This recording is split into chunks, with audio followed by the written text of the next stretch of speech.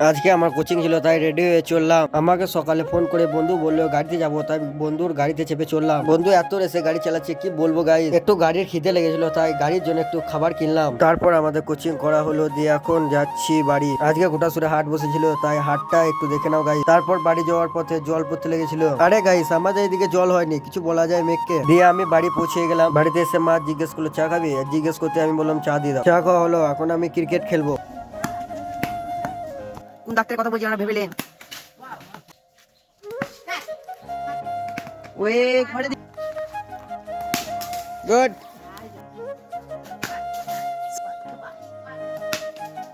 খেলা হয়ে গেল, দিয়ে এখন স্নান করে রেডি হয়ে গেলাম। তারপর বিকেল হয়ে গেল, চা করে নিলাম, দিয়ে চাটা খাবো। প্রতিদিনের মতো গ্রাউন্ডকে যাচ্ছি বেড়াতে। গ্রাউন্ডকে এসে জানতে পারি আমার বন্ধু একটা মোবাইল কিনেছে নতুন, ভিভো T5 এ। আমি ক্যামেরা ওপেন করেছি, তার জন্য এই ছেলেটা লজ্জা পাচ্ছে ক্যামেরা দেখে। ফোনের ক্যামেরাটা কেমন বটে সেটাই আমি চেক করে নিচ্ছিলাম। আমার একটা বন্ধু বলছে একবার গেম খেলে দেখি কেমন বটে মোবাইলটা। চলো গাইস ভিডিওটা এতটাই অবধি, দেখা হচ্ছে অন্য ব্লগে। Tata bye bye.